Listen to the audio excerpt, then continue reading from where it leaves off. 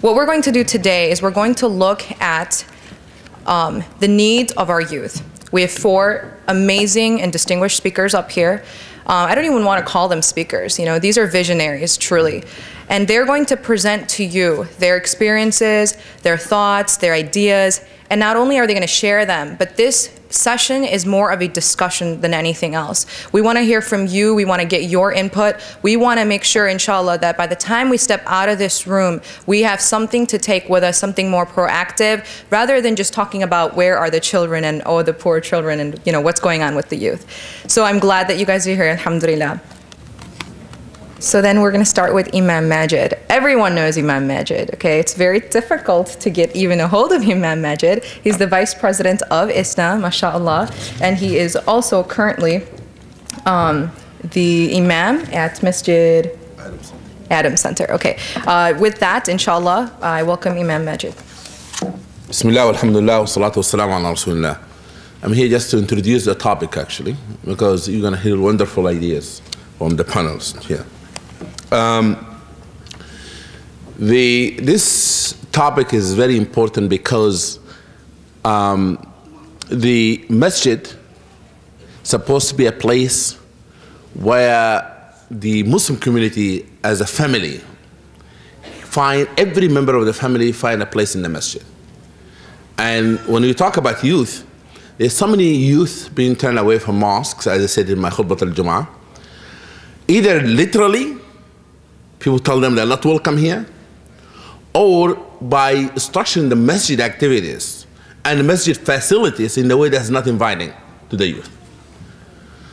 And it's very sad to see that's happening in Muslim communities in America.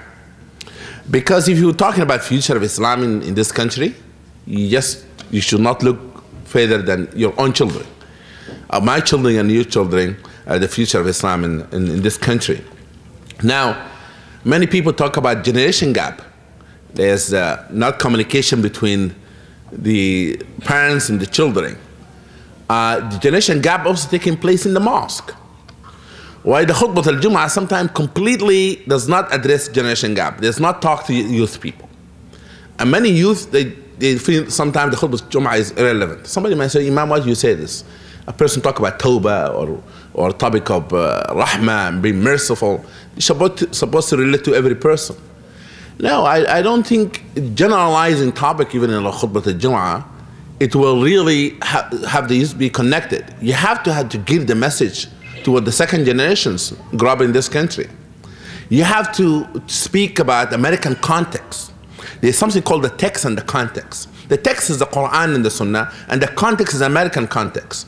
Therefore, if an imam from Sudan like myself, grew up most of his life in Sudan, does not know American culture, and is standing in that minbar speaking on topic that's not relevant to the youth, youth will not become interested in the khutbah al-Jum'ah. They're not learning anything from it.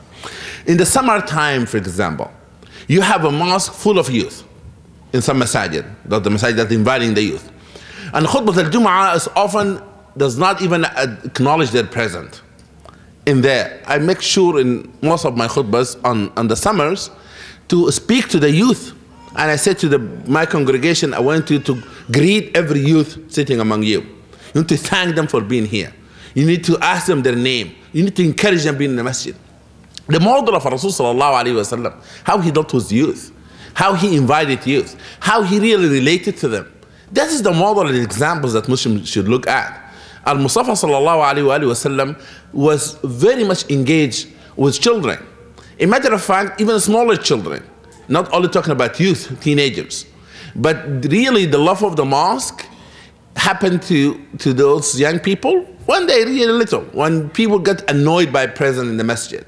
Many people tell me, would you tell please people not to bring children to the masjid? I said, subhanallah, what a request. Imagine when you are a child, somebody said, please don't bring this child to the masjid. And I told them, Rasul sallallahu alaihi wasallam, for example, when he was praying and he entered the salah, and he was about to recite the whole surah, he said, وَإِنِّي لَأَبْدُأُ بِالسُّورَةِ أُحِبُّ أَنْ أُتِمَّهَا. I start a chapter of Quran, I would like to complete it in my salah, and I hear a crying of a child. And then I go to ruku', so that his mother would not have hardship. He did not say after Salah, Assalamu alaikum, Assalamu alaikum, who this mother brought the child? You disturb me, I did not complete my surah. Not only that, the imams have to be concerned about really including mothers whose children in the masjid. Our masajid are not invited even to women.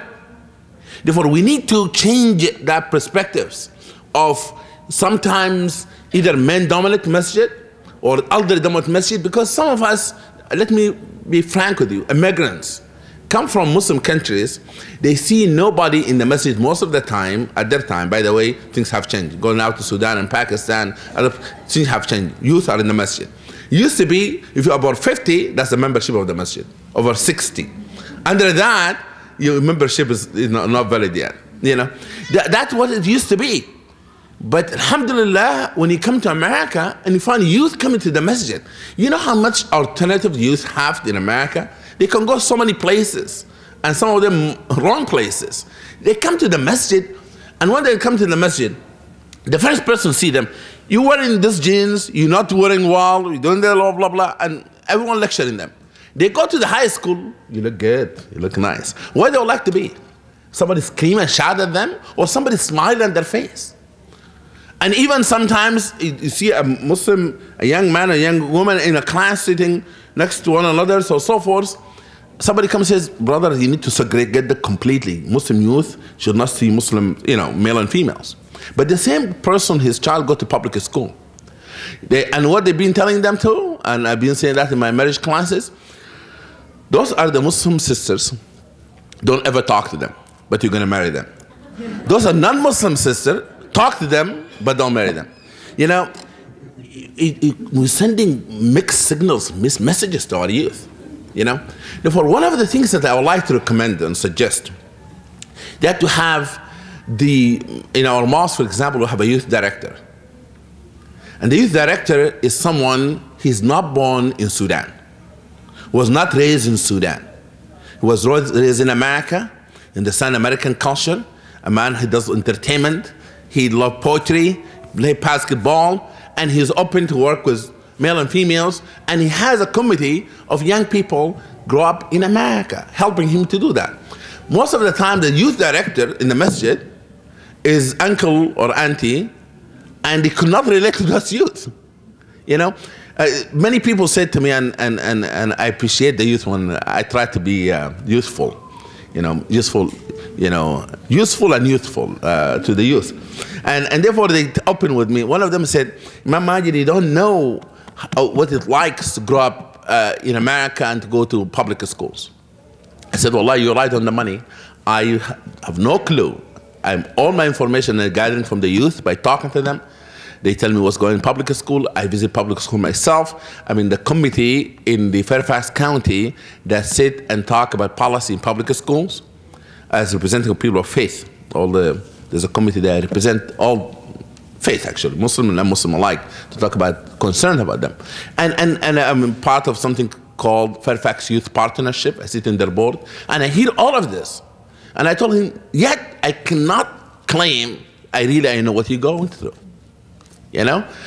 Therefore, understanding the context, understand the reality on the ground, make a person really appreciate the youth in the masjid.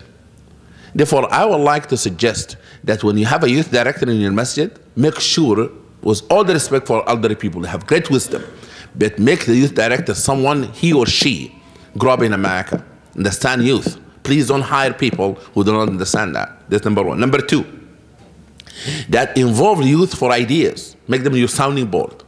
Throw ideas at them. Even how the masjid being structured.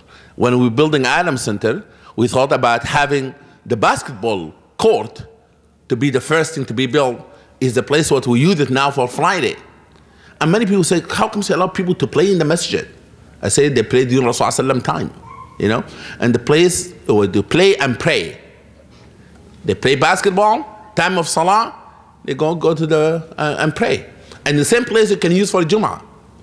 Sometimes we have waste of space in our masajid. We don't utilize the space to be youth friendly or women friendly for that matter. I know we're speaking about the youth, but it's very important to have it, very inviting to the children. Therefore, the space has to be, I think you should consult with your youth in the masjid. Number 3, that have youth to sit in executive committee of a mosque. What I'm talking about here, that there's some youth who are second generation, now alhamdulillah become head of the mosque, president of Adam Center of Wan Jaka, born and raised in America. The vice president was a female sister, grew up in America.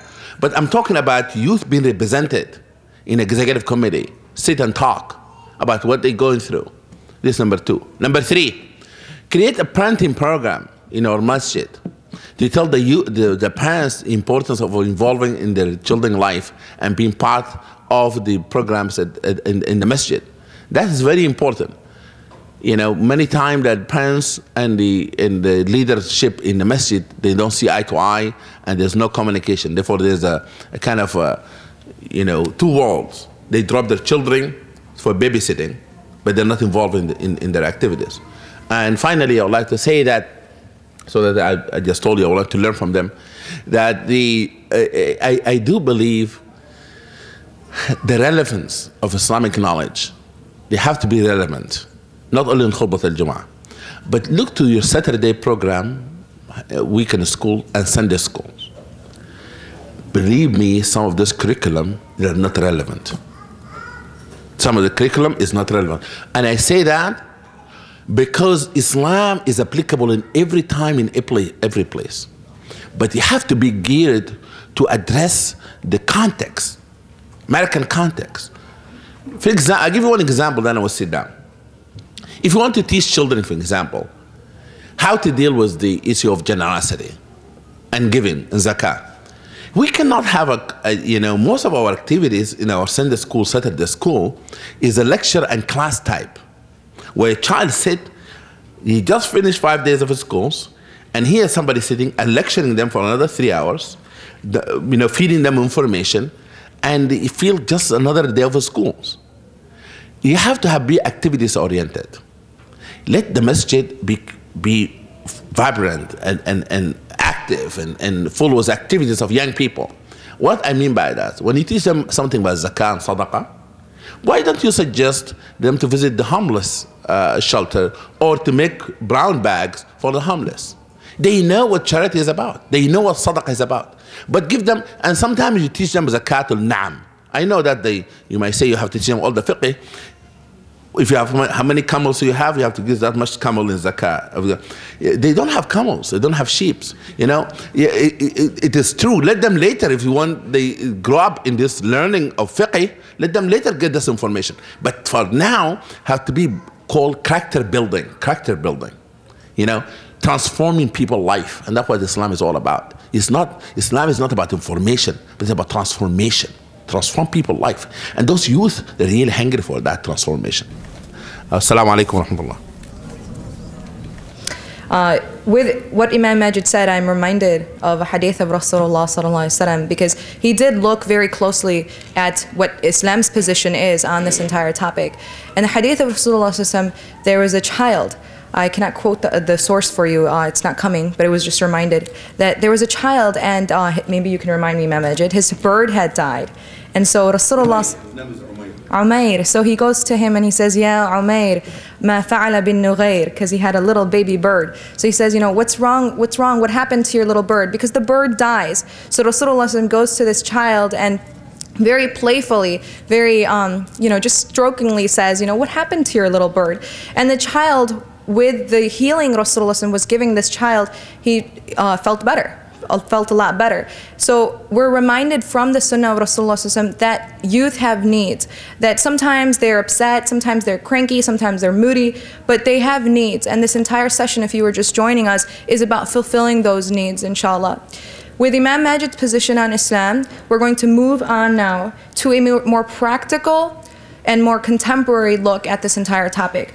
We're going to look at research material, which has been conducted by Sister Amal Ali. She's a very, very special and dear person to the community in Chicago, and I'm going to formally introduce her to you. Amal Ali conducted her graduate studies at the University of Chicago on the accumulative coping strategies employed by Muslim American youth as they attempt to reconcile conceptual differences in their hyphenated identity. A longtime youth activist herself, she co-founded the Inner City Muslim Action Network, IMAN, for which she has organized youth programs for several years. She also served as the head counselor at the Mas Foundation Muslim Youth Center for 4 years. Her experience in youth development ranges from MINA camps, MCC camps, MSA, PeaceNet, and more.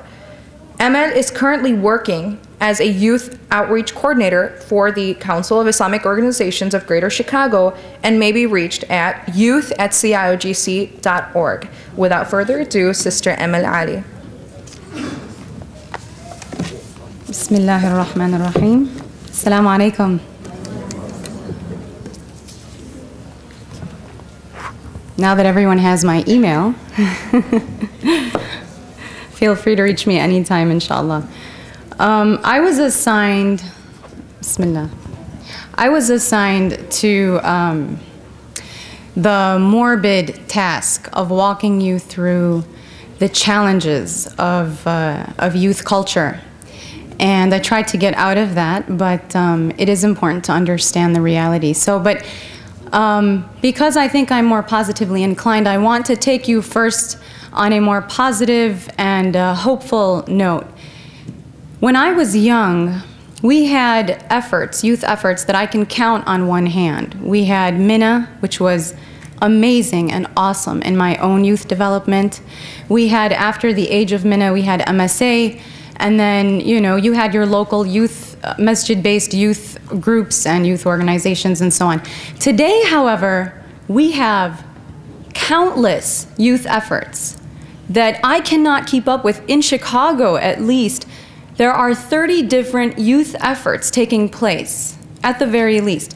And just looking at ISNA today, alongside the ISNA program, we have the MINA program, which we find herds and crowds of youth surging to see and hear a lecture. That's the kind of thing youth do for a concert or to see a celebrity. And it gets aggressive when the doors close and they say the seats are full and they turn people away. And these youth are just insisting on entering and listening to a lecture.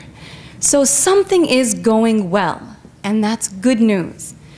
The flip side of that, however, is that our communities are facing some very, very real challenges in the area of youth development. And half the process of solving a problem is really knowing it and understanding it. And so I'm going to invite you to come walk with me and breathe with me in the body and the life of a young Muslim growing up in America. As it is, adolescence is a sensitive time. We all know the complexities of adolescence. It's a time of change. Any change requires what?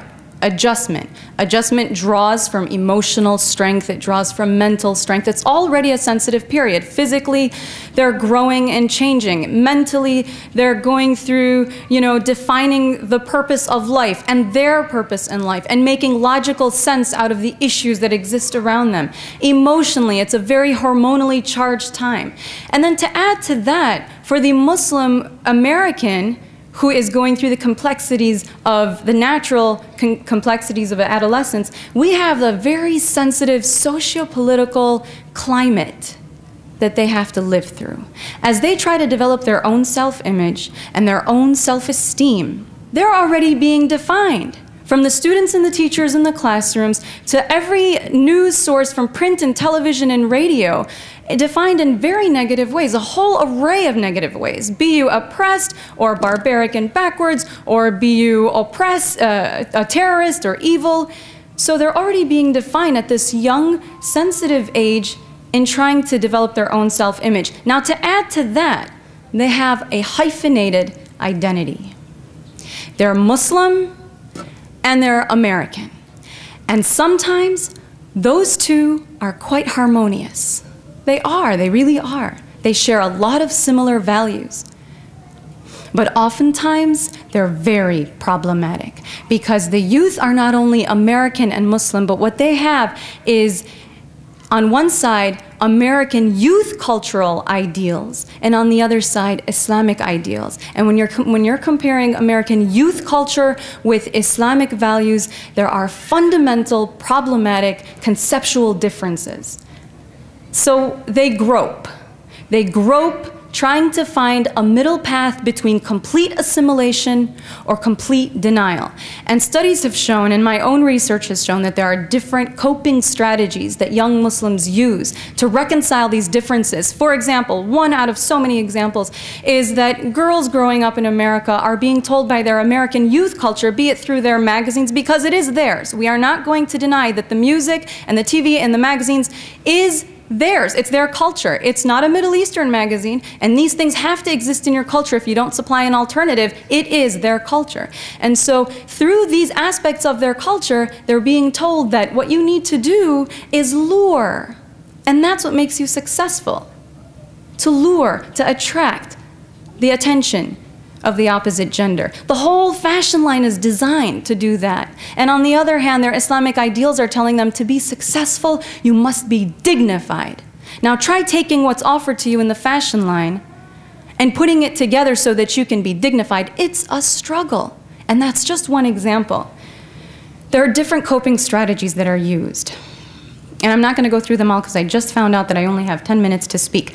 But the one that I really want to talk about, well, one I'm going to say very briefly is the assimilationist approach, which is basically to completely assimilate and relinquish your Islamic identity. And that does not only happen to youth who are growing up in families that are not God-centered and don't instill Islam in their youth. That happens in the common stories we all are familiar with of the Fatimas, for example, who grow up in hijab, who grow up praying, who grow up in the core of the Muslim community, and one day, be it through mixing through the wrong crowds or internal struggles, completely begin a different lifestyle. And I know plenty of examples, the most recent of which is a young girl who has renounced. She's given it up. She's living a completely different lifestyle. And if I were to say the details, it might make us even cry. But the coping strategy that I found in my research, most used by practicing Muslims, is something called compartmentalization. And that is where young Muslims take their identities and compartmentalize them in two separate worlds. So when they're in some circumstances, they prefer, in their attitudes and in their behaviors, they prefer the ideals in their American youth cultural system, right? Value system. And in other times and circumstances, their attitudes and their behaviors prefer Islamic values. For example, the boys who grow up in the community who are bearded and very involved, and they conduct classes for the children, and sometimes they even are haffaz of Quran. They're hafid, right? And after Jum'ah, they may all go together to the theater to watch a movie that is inappropriate by any liberal Muslim stance. And the example of the sisters who similarly grow up in the community at the core, donning, you know, an embodiment of modesty and dignity, and yet gather together to idolize a celebrity like the likes of Beyonce and so on, prancing around on a stage scantily clad. These are compartmentalized ways of living, and the reason that a lot of young people use this is because it involves what they call very little cognitive dissonance, because they're not aware, they don't let themselves be aware of the contradictions. And I'm not going to go into this, it's a very complex topic and I have very little time, so I'm going to move on quickly. I want you to know that in Chicago we've done some research. And there are about 200,000 young Muslims in Chicago, and we found that only 5% of the 200,000 in Chicago are actually connected to a Muslim community and receive some form of Islamic education. And we've also found that Jewish children, 4 out of 5 of them, receive some form of Jewish education, and the large majority of Christian youth receive some form of Christian education. And may Allah bless all youth and guide all youth, but we are responsible for our own youth. And family is the greatest source in terms of impacting positive youth development, but family needs community. Family needs a whole comprehensive support from neighbors to other adults outside of parents, to the schools, to the masjid primarily, to youth organizations and so on. And some of the needs, I'm trying to skip around a little bit.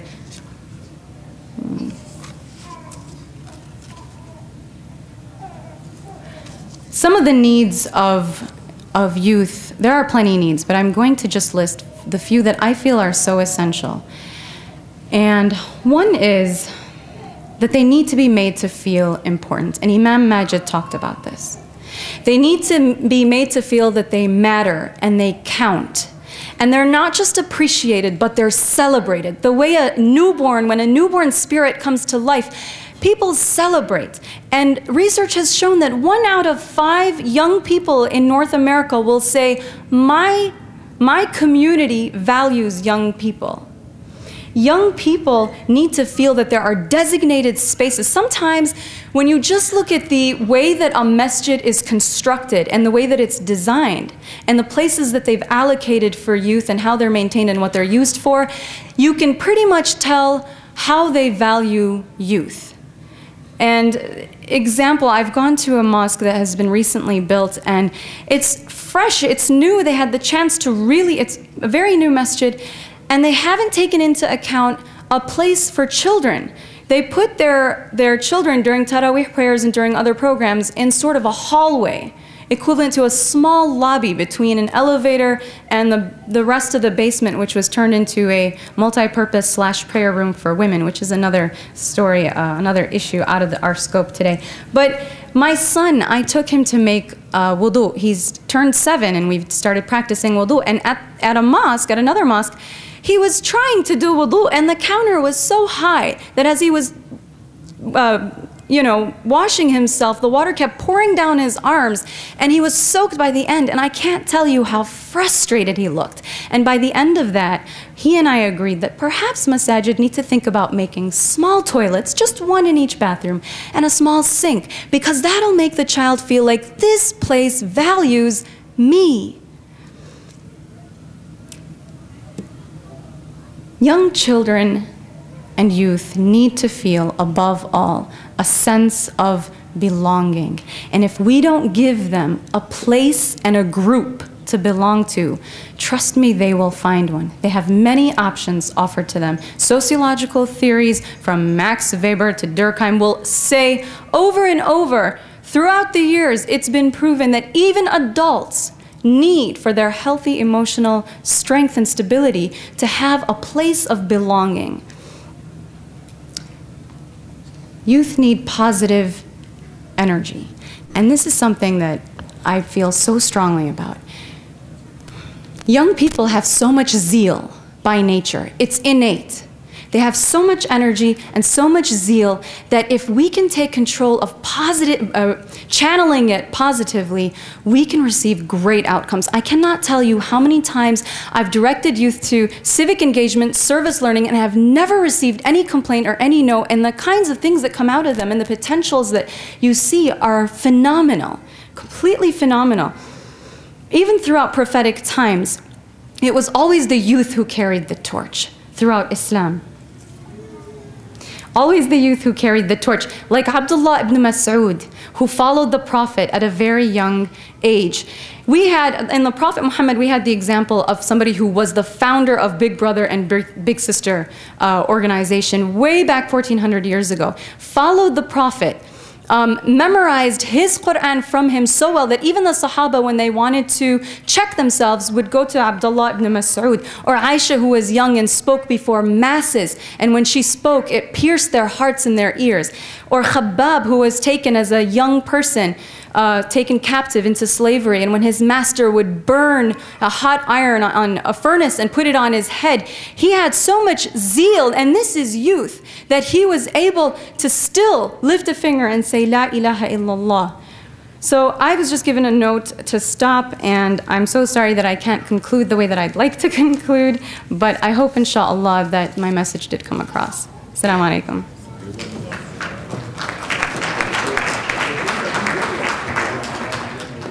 Jazakallah khair, Aman Ali. Are you guys as hyped up as I am with her speech, mashallah? Again, if you want to reach Sister Aman, you can always contact her and she can conclude and keep talking to you. She could be reached at youth@ciogc.org. That was youth@ciogc.org. Due to time, we're just going to keep moving, inshallah. The next speaker is Brother Habib Qadri. Habib Qadri, let me briefly introduce him to you. He serves as the principal of the MCC Full-Time School in Morton Grove. He's a bachelor's degree in teaching of history and master's in social school administration. In addition to his teaching and administrative experience in public and private schools, he travels a lot and he speaks, and he's been speaking for the past 15 years. He has currently co-authored a book titled The War Within Our Hearts, or War Within Our Hearts, Struggles of the Muslim Youth. Without further ado, inshallah, we're going to invite him. He's going to take a professional look at the social, academic, and recreational aspects of how we can cater to our youth. Habib Qadri. Alhamdulillahi Rabbil Alameen wa salatu wa salam ala Rasulil Kareem. The first thing that we want to do is, as first we started with Imam Majid, who gave us a reminder of our purpose of why we need to invest our time. And due to Sister Amal's talking about, there are many concerns. And regarding the investment of time, it is very important that when you invest in anything, you want to make sure what you're investing. When you invest money, you want to look into it, you want to find out information about the company, you want to understand the company, because when you're putting time, you want to make sure you do it the best. In anything, when you're buying something, you want to research it. In the same way, when we're investing in kids, we need to know how to deal with them. And the biggest things, we're trying to teach them something. So in the same time, one thing that we need to do, and I want to focus on this, one part is like Maslow, and as Sister Amal just touched on, the sense of belonging. Kids need to have a sense of belonging. They need to have a sense of security. And the part I want to talk about, because even at least whatever you're going to be doing for your programs, and I know Sister Janan will be talking about programs, I want you guys to take this in mind. So whenever at your masjid, the programs you're going to think, I want you to think about, are we doing some of these things? Because when we want, the idea we do these programs is for our kids to understand the deen, not just by saying it or memorizing it, by acting and by preparing it and implementing it in their lives. So this is what William Glasser says, percentage of what students learn. 10% is what they read. So you need to look in your mosque and say that if the only thing that you're doing is say, here, we'll make some pamphlets, or the monthly newsletter will have a corner that says youth session, and that's the only thing you do, then that's a problem. But if you do that, that's good, because there is some percentage of kids that they just learn. All of us, if we just, 20% is what they hear. Right now, the attention span of you is 8%. Of a kid, it's 4%, right? 4 minutes. So 8 minutes to 4 minutes. Right now, in these 20 minutes, some of you guys are thinking, okay, what's the next session? Why is this guy so tall? I've never seen an Indian guy this tall. Right? Everyone has something that you think about. But the idea is that, so when you're having a young kid, and you say, okay, brother, sit down to the imam. You see him? Now, listen. You know, the brother starts, first just by saying, alhamdulillah, nahmadu, that takes 10 minutes. So the kid's already gone, because it's in Arabic. So you have to keep in mind, so when you're dealing with kids, that understand, and I really believe that this should be put to the imams and the leaders, to just understand, like, hey, what programs are we doing? 30% is what they see. 30% is when they just see something happening. And you have to be careful, because when they are in the mosque, and we're going to discuss some of the things, they also need to see the surroundings, like, oh, how is this kept? So we talk about cleanliness, and okay. Or if they see some individual is getting in an argument, and oh, we're supposed to be loving and caring. Are the imam always bad? There's a problem. 50% is what they see in here. And think about this. The greatest of men, لَقَدْ قَالَ لَكُمْ فِي رُسُولِ اللَّهِ أُسْوَةً حَسَنَةً. And the best was the Prophet Muhammad sallallahu alaihi wasallam, the best of examples. Think what it's seen here. What? You heard the Prophet sallallahu alaihi wasallam, his hadith, and the sunnah of the Prophet Muhammad sallallahu alaihi wasallam was his actions. So this percentage is what the Prophet sallallahu alaihi wasallam did. We have to make sure that when we tell kids something, when we have programs, we want you to come, they have to not just hear it, but they have to see that you are making some adjustments. We are going to be kid friendly. Then they can't just hear it, but they have to see it from the top, from the imam, to the bottom of who's going to be dealing with it. They have to understand, if we're talking about being respectful to others, then they have to see the parents being respectful to each other. If we want them to say that we want to have a love of learning, that is why it's very important that if you have a weekend school, you better have something for the adults too. Because if you say, okay, drop you off, mashallah, I'll be back in 5 hours from shopping, watching my football game. Because when I was at Sundays and my dad's, we have to go to Sunday school, I'm like, I can't watch the Bears game. You know, some of the guys, back then, now they have all this, internet, TV on the phone, but back then it wasn't nothing. But so you have this, when kids see this, it's a problem. 70% is what they discuss with others. And think what the Prophet Muhammad sallallahu alaihi wasallam did. After Salat al-Fajr, he would ask people, anyone see a dream? Something, a discussion? And what did people mostly say? Allah and the Messenger knows best. But do we ever ask kids what they think? I have a question. Don't ask questions. We just have to do it. This is Islam. That's not Islam. Islam doesn't say just do it. Everything Allah has given, there's a reason for it. And so the book that I wrote about War Within the Hearts, I want them to understand when Allah has put these things about dating, because people don't want to talk about it. Dating, chat rooms, pornography, all these things, Allah, there's reasons for it. And we are trying to hide away from it, but the society, there's a lot of things going on. Kids are going through a lot, and that was the whole idea of this book, because I was like, you know what, I went through it, I had questions, people didn't want to answer them, I'm just going to write about it. So, but that's why it's very important that when we have this discussion with others, tell me when I'm done. How many more minutes? Okay. 70% is what they discuss with others, right? 80% is what they experience personally. When they experience, when someone says that, to be kind, and they see the imam or someone of their community leaders being kind to them, helping each other, seeing someone new in the community and saying, we're supposed to, not just our own ethnicity, our own group, that we're supposed to help not just the Muslim community, but the community at large. So if there are projects in your masjid where it says to work with others, and it has to be where they're even at their young age, because if you want them to work, you have to show them and give them that experience. That's why when the Prophet tells them everything that they taught, they had to put into action. And that's what we need to do, is when they see you doing it, and then when they see them doing it, and you play a part. So that's very important, that when you do programs, there are some programs you can intertwine together. And I'm not going to discuss those programs, but that's Sister Janan's job, and I'm not going to steal people's ideas. 95% is what they teach someone else. This is very important. I remember when I graduated weekend school, and my dad said, you got to teach Sunday school. I think it was the greatest thing that ever happened to me. As an aide, I was first grade, I was big, kids thought I was the coolest guy, because at school I really wasn't, but over there I was. So, and it had experience. When you teach someone else, you need to know stuff. And so at the same time, we as individuals have to have programs when they have and say, okay, if we are doing an interfaith program, why not have a young kid say, hey, why don't you do a presentation, a teenager? So we have to think of various programs that we have, and there will be a discussion about this, that we need to kind of encompass some of these ideas and looking at, hey, this is how students learn. If students learn this way, and that doesn't mean just non-Muslims, we all learn the same way.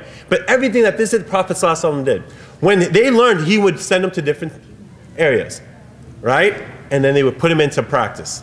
And so inshallah, we want to keep these things in mind. There's a lot more to it, but I think even if just in these 10 minutes, if we focus on how we could go about doing stuff and programs and try to encompass some of these into the programs that we have. And as Imam Majid said, to have a youth director would be good, who is a youth.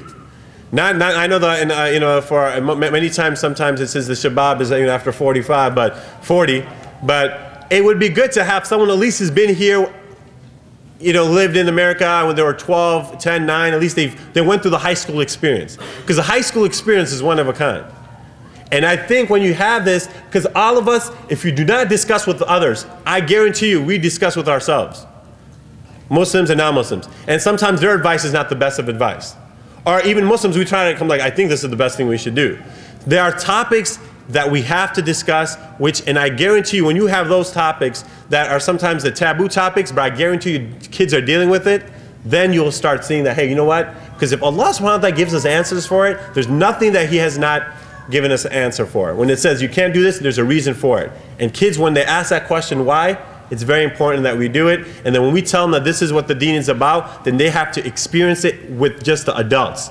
Actions speak louder than words. And when the community goes together and does that, inshallah, there's blessings in it. Jazakallah khair. Subhanakallah wa bihamdika. Ashhadu an la ilaha illa anta, wa nastaghfiruka wa natubu ilayk.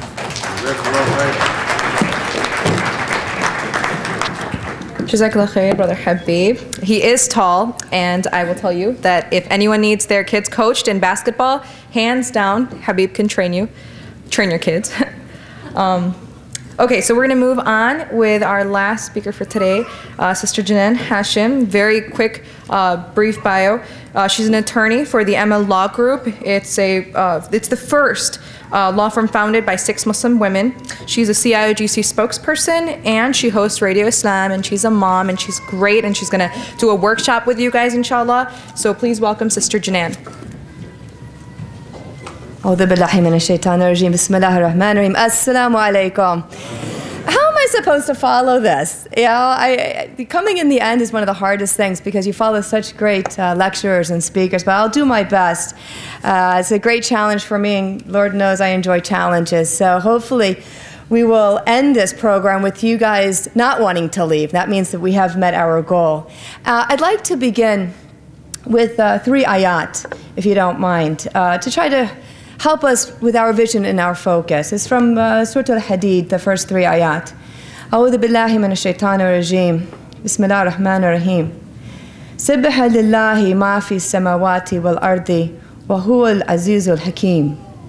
Whatever is in the heavens and on earth, let it declare the praises and glory of Allah, for He is the exalted in might, the wise.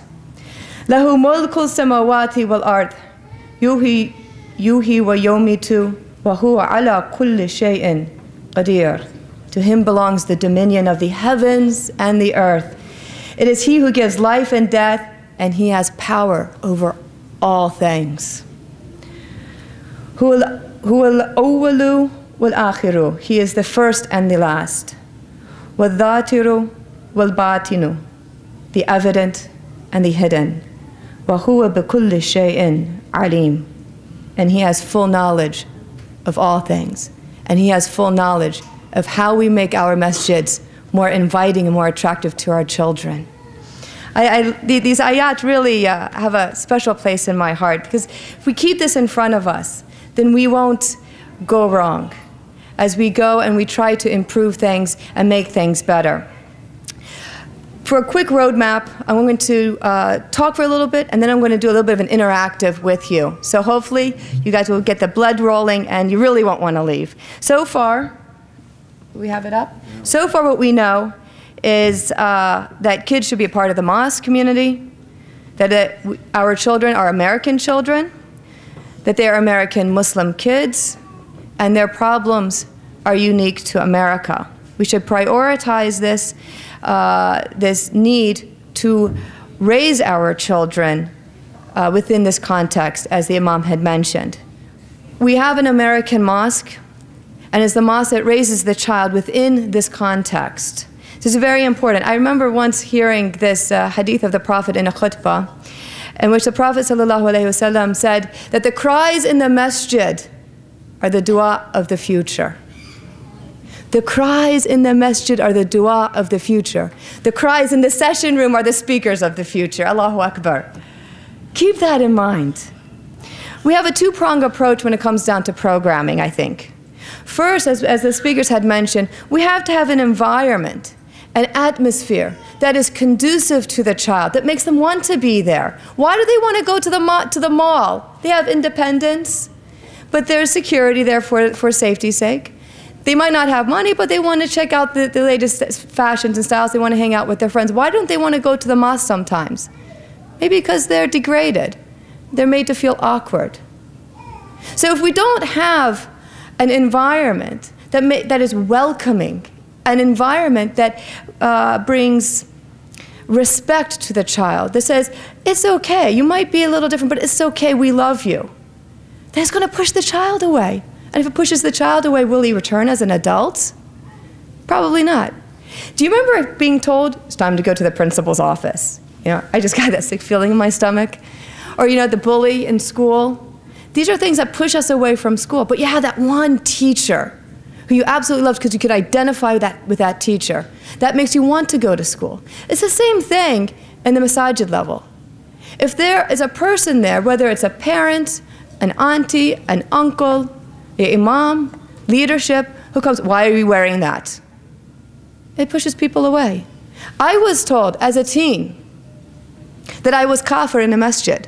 In the bathroom, some sister came up to me and said, you're a kafir because you don't wear hijab. Boy, that really helped in bringing me toward wearing it. Alhamdulillah, I was guided. Alhamdulillah, Allah kept my heart pure. And I decided to wear hijab 4 years later. But her comment did not attract me to wearing hijab. And every time I walk into that masjid in DC, and it's not the Adams Center, every time I walk in there,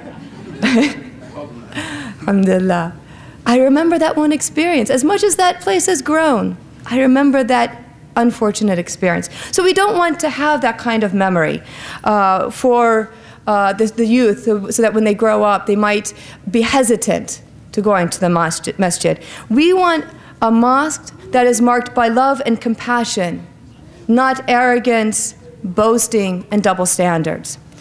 Now, that is a foundation. Once we have the youth there, what do we do with them? You know, we can't just lecture to them all the time. They already have that in school, right?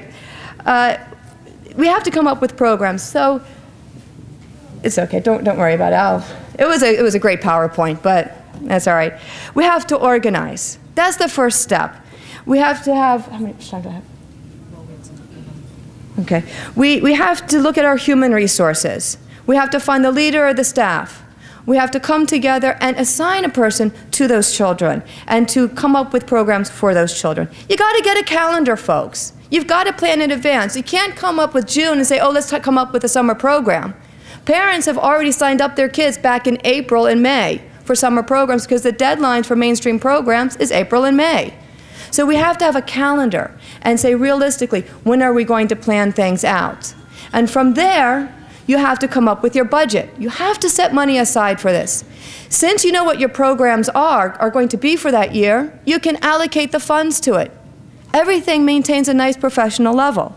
And then you do what has to be done. You brainstorm, you plan, you execute, and then the most important step, you evaluate. Should we keep this for next year? If yes, what are we going to improve on? What are we going to keep? If no, drop it, move on to something else, or tweak the idea as necessary. What's very, very important when you're programming, brothers and sisters, is that you have to lessen competition in your programs, increase collaboration. If there's too much competition, one person always wins, everybody else loses. Does that attract you to the mosque, knowing that you're not always the best at everything that goes on over there? One wins, the rest loses. Sometimes there's always the same winner. So what's the point? Why should I even try to memorize Quran for this Quran competition? So-and-so always wins. And it breeds arrogance and boasting. Most important, there's enough competition out there in the world outside of the mosque.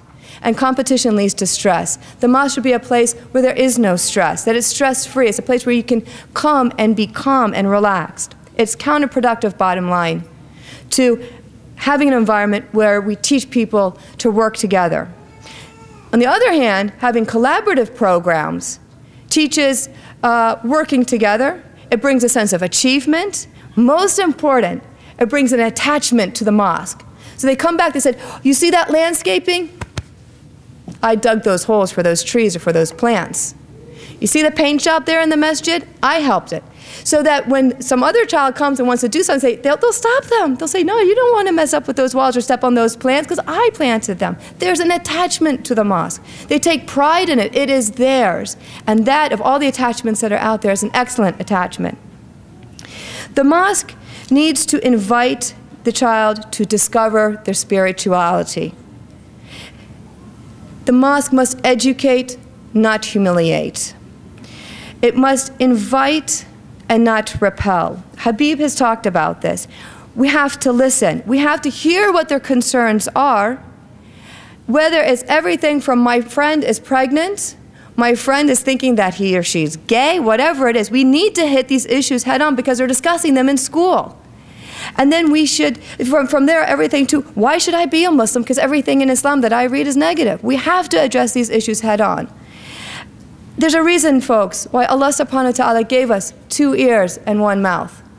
We have to listen, we have to hear what their concerns are, and then we develop our programs from that. Once we hear and realize what the problems are, then we go ahead and we engage in discussion. I talked to my 3 teenage kids. I asked them, if you don't like something at the mosque, what is it? We're constantly told what not to do, but we're not told why. Now these are teens.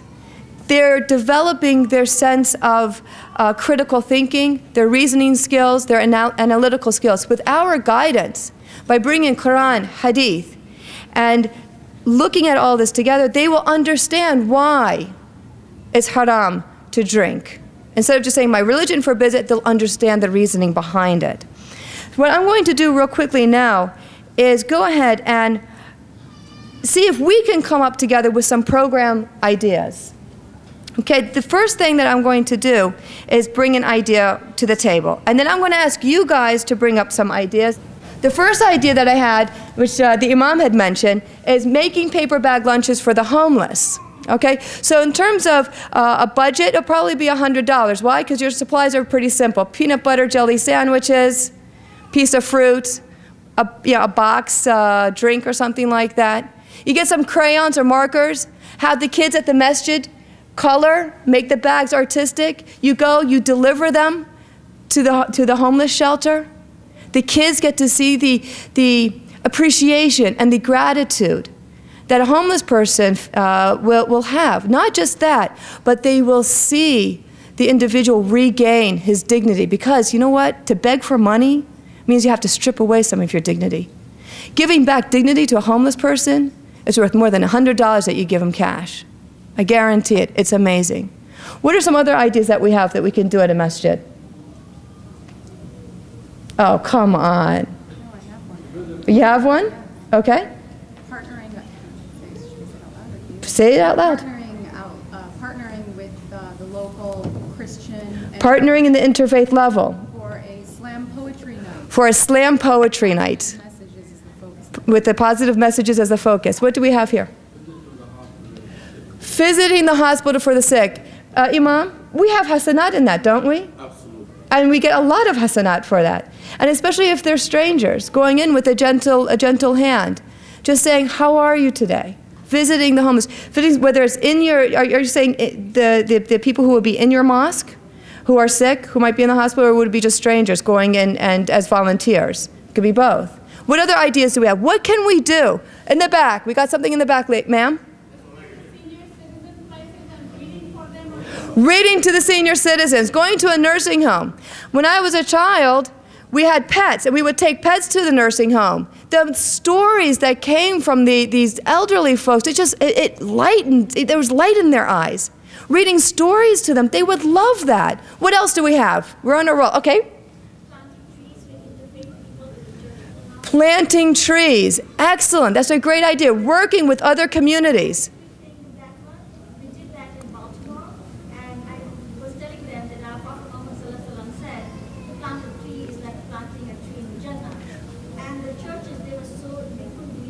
So she had shared with them a little bit of our faith tradition, that planting a tree, the Prophet ﷺ said that planting a tree is like planting in Jannah. And these kind of things, it connects us. It connects us. What else do we have? Participating in a crop walk with the Royal Church Service to facilitate with World Cup relief. Doing a crop walk. A crop walk. That's cool, a crop walk. Doing that actually. Okay. All right, excellent. Habitat for Humanity groups on this. I had that on my list, but I wanted somebody from here to joining up with Habitat for Humanity, building a home, unbelievable. I'm going to hang on back there. We have another brother here. Having a Quran contest, but just once a year, if that's okay. Because you know what, like I said, competition tends to divide, but it also is a good motivation and a good drive. Maybe we can have different levels of competition.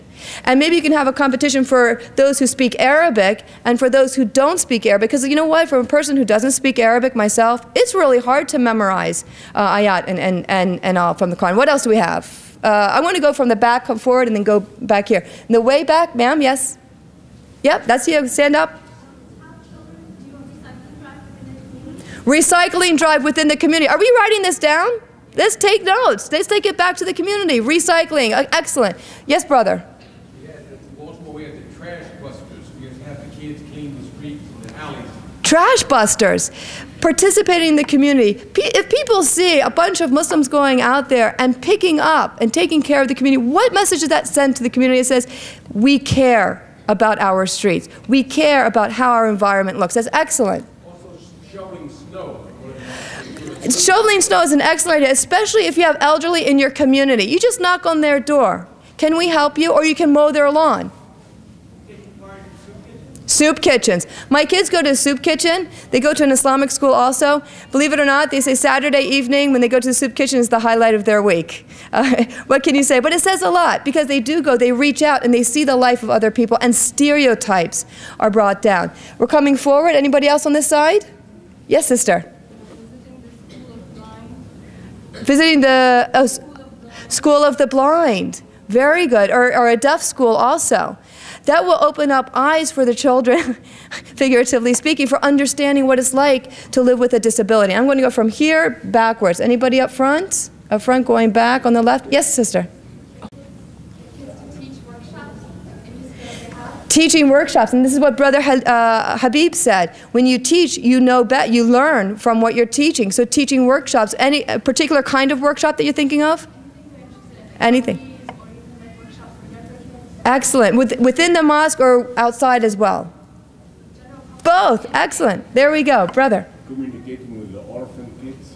Communicating with orphan kids. Absolutely. Now, I know in the United States we don't have orphanages per se, but maybe something could be worked up with, somewhere in the social services arena. And it could be international. Why are we keeping local? Think big. That's an excellent idea. Okay, we're going back. Anybody going back? Okay, sister? Yep.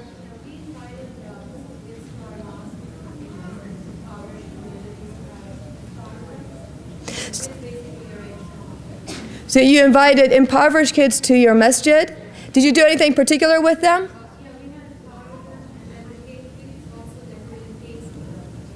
Excellent. So you're opening up their eyes and inviting them to the mosque so they have a real actual experience of what a mosque is like. Again, overcoming those stereotypes. Toward the back. Okay, sister? Participating in 5K runs as representatives of the Muslim community. Sure, why not? Actually, I'm a runner. I run with my hijab on. I know it might look ridiculous and I embarrass my kids, but you know what? It's exercise. Actually, I've hit 40, so I stopped running. I'm walking now. But, that's the reality. But why not participate in 5Ks? And, have the brothers and sisters there, whether they wear hijab or not, but being a part, and actually they can be team members, right? Because you can have like a group of 10, and they're a team representing the mosque. That's great. Keep going back on the left. Yes, sister?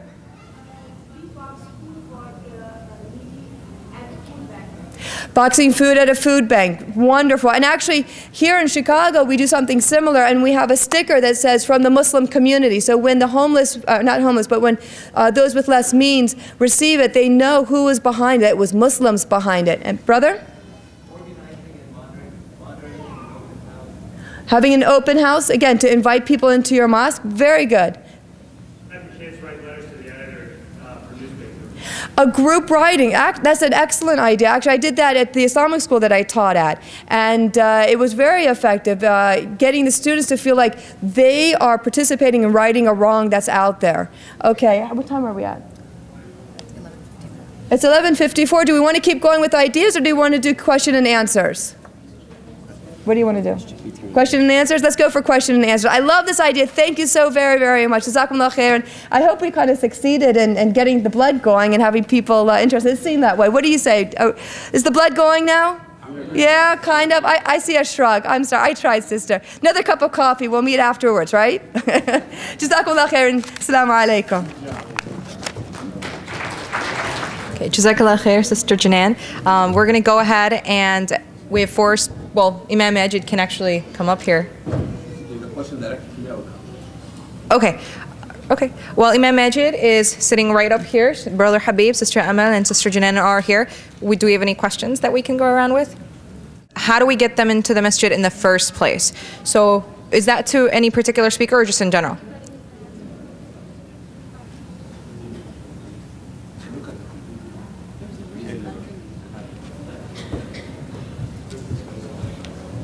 if you know somebody at the masjid personally, go to, and they have children, go to their home in advance, and so the two can get to know one another, so that when she goes to the mosque, there will already be a familiar face. That's one idea. See, I mean, see, we've grown up in the masjid. My daughter's been there since she was little, and it's not about like knowing or not knowing anybody. It's just about her not wanting to step on anybody else's toes or push her way into a clique. Because you know, a lot of the teens, whether they're Muslim, whether they're not, they've already started forming cliques. So it's the cliques, and she doesn't want to encroach into that group. She doesn't tell us that other girls. Sure. She knows these girls, so it's not about like, it's just getting on the street of masjid for anything other than salah. Yeah. By the way, children or youth, they come to the masjid because of the social connection. Not most of the programs. Social gathering and social connection, socializing, is one of the major factors make people do the right things or wrong things. What you need to do to find for her an avenue to express herself in the social setting, whether that, if you ask her, does she like Girl Scouts program? Does she like to play basketball with other sisters? You have to find the interest of that child where he or she become interested in that particular social group. By the way, in our masajid, it's true that people start having clique. But because the group either have been initiated by youth and then become, you know, like a close circle, you need to ask your daughter or your son what you would like to do in the masjid. If they say, we'd like to see a program of playing basketball, bring that back to the masjid and say, I would like to have my daughter become in charge of that program. It is nothing wrong, by the way, have many activities run by youth in the masjid. But it's very important to differentiate, by the way, of the setting of lecturing and giving people a talk, and the social environment, the platform, is equally important, if not even more important, than what you're going to teach them. And therefore, I asked the youth in Mina, actually, last time on the youth Mina camp, I said, what's the most important to you? They said the socialization aspect of being Muslims. That's what it is. I am the director of the MCC youth department. One of the things I've noticed is if it's a clique problem, get her friend involved. What do the friends want to do? And Imam Majid actually brought up something really important. Find a person at that masjid who knows the works of the masjid and get them to work with the group, right? So it's not just her. If she goes alone, you're right. She's not, even if it's her favorite thing to do, if her friends aren't doing it, she's probably not going to want to do it. So it's like a group thing. You got to get the group to move. We in our masjid did some research and saw how McDonald's brings McDonald's. You go behind them. So we built a huge playground in front of the masjid. And now the parents are coming to the masjid because of the children. So that is one of the most important things. The other thing is that you must create children's activities in the masjid. Like they say what children want to do, whether it is playing games with each other, whether it is playing interactive games with each other. But until unless you satisfy them to what they want to do, you can't force them to what you want them to do. I'm working with a group that is trying to redesign the function of a mosque in California. We're trying to come up with a strategic plan for the mosque. Now, I bought a book, but I did not find all the answers that I needed, So where can I find a step-by-step, guide, that can help me in the strategic planning of that task, either books or institutions that can help me on this. So. This is a brother who is in the process at their mosque of restructuring, I think their programming, correct? Is it the programming? And they specifically want to target youth and find ways to be more attractive to youth and so on. Is that correct? Okay. There is a book. I believe that whether you be a parent, a youth worker, or work in the mosque as an imam, youth mentor, if you have any involvement with youth, which is literally everyone in the world, you should have this book. It's called All Kids Are Our Kids, and it's by Peter Benson. Peter Benson is the president of an organization, a large nonprofit organization in Minnesota that is really focused on healthy youth development. And the thing that's so good about them and compatible with our community is that they're very faith-centered, not just Christian-centered, but very faith-centered. I think that if masajid and masjids were to designate individuals who can take on the role of youth worker in their mosque and send them to these kinds of places for training, because they do extensive training, it would be excellent and we could benefit so much. And the approach is so comprehensive that it tackles the needs from every angle. So All Kids Are Our Kids by Peter Benson. I got this from the library. I'm sure it might be in yours. It's a new book, so it might also be in the Borders and the Barnes and Nobles. And you can join their listserv online. They have a website, very accessible. They're eager to reach every mosque, and they indicate that in their book, in every synagogue and church and otherwise.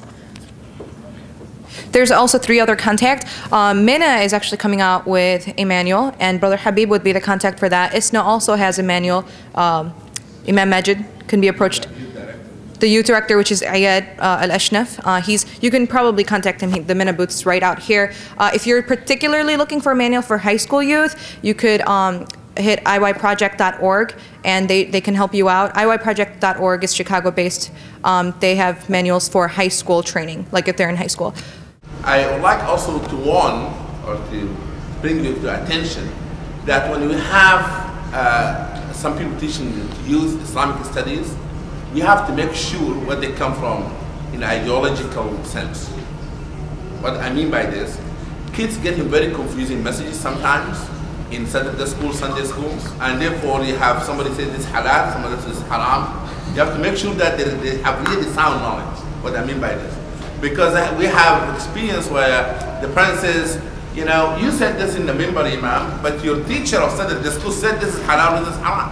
You know, we have, you know, that's kind of confusion.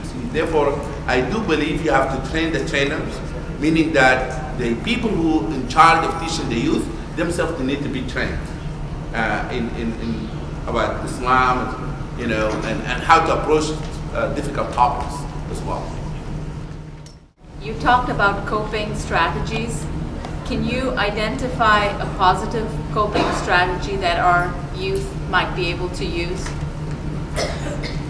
Yes, there is one that I would like to advocate as a youth worker. I call it synthesis. The idea of synthesis relies heavily on a lot of the teachings of Dr. Omar Farouk Abdullah and other ideas that are really being discussed in a lot of sessions in the last couple of years at ISNA. And that is the idea of taking the 2 compartments that exist, the 2 value systems, the American youth culture and Islam, and helping the youth to synthesize the 2 in a way that kind of like taking the fabric of the 2 and synthesizing them in a way that, you know, weaves together very smoothly. And the greatest way that I can give you, the greatest examples I can give you to show you what I mean is such a complex idea. And okay, the greatest way is, I think, fundamentally to not have the children feel that there is a duality in their life, because I think that we sometimes encourage that duality, that dual role, by, for example, saying that the other is the other, or the kafir, or the American, and we are not. To really, and I believe in this idea, all kids are our kids, to really understand that, have the children feel that they grow up in a natural social setting. Everyone is one and the same and universal. People have universal values. And then to take their Islam and to really exhibit it and practice it in the mainstream culture, which is why I emphasize that if we can have young people partner up with local youth organizations that are of other faiths or of other backgrounds, even if they're not faith-based, and have common agendas. Like, there are so many groups that are campaigning against the indecency and degradation of women in hip-hop culture, or against human trafficking, things that are directly harming our own youth. And they're not, instead of us developing them into conscious interpreters of what they see and what they hear, they're just passively consuming all of these ideas and messages. But if we take them and have them get involved with other American people, hence, you know, affirming their American identity by insisting on and advocating Islamic messages within the context of their American identity, side by side with other Americans of other backgrounds, tackling common agendas, I believe that this is the way that can really help to synthesize the two worlds. And it not only helps us in the sense that our youth become a synthesized, healthy sense of self, who instead of, you know, passively consuming images and things, but they're now consciously interpreting. Because if I yesterday was campaigning next to a Christian person against abstinence or drugs, or not against abstinence, but for abstinence and against drugs and things like this, the next time, or indecency in hip-hop culture, the next time I sit down with my remote control and turn on MTV and see something that's inappropriate, it's inevitable that I begin to think consciously and critically about, oh, wait a second, there's a contradiction here. Yesterday I was just, you know, writing letters to the producers of this music video. So it develops this conscious effort in the context of the American mainstream. And what I was going to say is it not only helps them develop that synthesized identity, but it also takes Islam and what Islam has to offer to the mainstream. It's for the betterment of everyone. And if anything, and I'm not saying that we need to make everyone Muslim, because I don't think that that's in our hands, but if anything, we will have a more positive presence in the American mainstream, which in turn makes the struggle of our own youth much easier. Yes? I think I'm glad that the panelists are all practitioners, and this is really good that you're speaking from what you know. And my point, I worry sometimes when we put a lot of blame on immigrant parents and the disconnect, and then we seem to be pushing too much to Americanization somehow. Like, for example, using hip-hop to entertain the youth. Sometimes their actions and the things they do, even though they are Muslim, is not the best, I mean. So I think we need some balance, and, you know, for example, MENA and MSC and the youth groups, you need to monitor the, you know, the kind of entertainment or the role models, because to me sometimes it looks just like the other one, but maybe with some Islamic words. So he basically brought up the concept that there should be a balance between, you know, we're trying to do this process of assimilation, encourage this process of assimilation, and I don't even want to call it assimilation. I don't know what the right term would be. Integration. There we go. But MENA has an event. It's an open mic. It's late night. It's open to families. It's at the Hyatt, and you can get the flyers at their booth right outside. And that event is to cater to Muslim youth specifically, but it's also for their families. And the concept is to balance like different elements of hip hop and spoken word, as well as giving them the spiritual side. For example, they're going to do for one of the speeches is the eloquence within the Quran. So they're trying to balance the two, trying to show them that while this is art, there is a greater art, and it's the Quran. And so getting them together in an environment, it's not supposed to be a major entertainment session. It's supposed to be an open mic, and I welcome all of the parents here, inshallah, to join them. The flyers are outside. There's a question that the computers these days have a big penetration in children's minds. How do you deal with the Muslim children to counteract some of the negative influence that comes through the computer? I think it's very important, at least 2-3 things that parents need to do. One is the reaction. First, we need to also be prevention. I think one of the big things I always tell parents that you cannot have the computer in the room. You can't have a laptop that's Wi-Fi where they're working inside in their room, because temptation is temptation. That's why one thing I always tell parents, you need to keep the computer inside the kitchen because everyone goes through the kitchen, or an area where everyone walks through. That's one. Second thing, we need to have cyber patrol. It doesn't matter how religious your child thinks the person is. If people could be tempted, this righteous of the righteous, and Allah reminds us of this, then we as Muslims, you can't say how good your kid is, that you need to make some prevention measures. When things do happen, then we need to speak to them. Because there is goods in everything, and there's bads in everything. Just like as the brother made up points, in entertainment, there's some good parts, there are going to be bad parts, and that's where that thing of reaction has to play a part. When things do happen, if supposed with the child, then you need to kind of go ahead and talk to them and maybe advise them on what it is, because kids will make a mistake. And I think and I think from there you got to go ahead and figure out, all right, if something happened, okay, what steps can we take? But I think the biggest thing is before those happen, we have to take prevention measures. We mostly say, oh, this happened, now what should we do? So I think regarding especially technology, there's quite a bit. Even cell phones, I think when kids are 12 years old having a cell phone, I went through my whole life without a phone until I was 22. I think your child could go through it, and there's still pay phones around. So I don't think these kids, when they say they need a cell phone when they're 12, 13, because there's goods and there are bads. And I think at certain times there are kids, they need more maturity before you're giving them these instruments for that. So. If anyone else has any more questions, please approach Brother Habib, Sister Amal, and Sister Janan. Imam Majid's going to be all throughout the convention. Jazakallah khair. We're going to end with Surah Asr. You want to do it, Habib? We'll just do it. Okay, we'll just do it together. والعصر إن الإنسان أعوذ بالله من الشيطان الرجيم بسم الله الرحمن الرحيم والعصر إن الإنسان لفي خسر إلا الذين آمنوا وعملوا الصالحات وتواصوا بالحق وتواصوا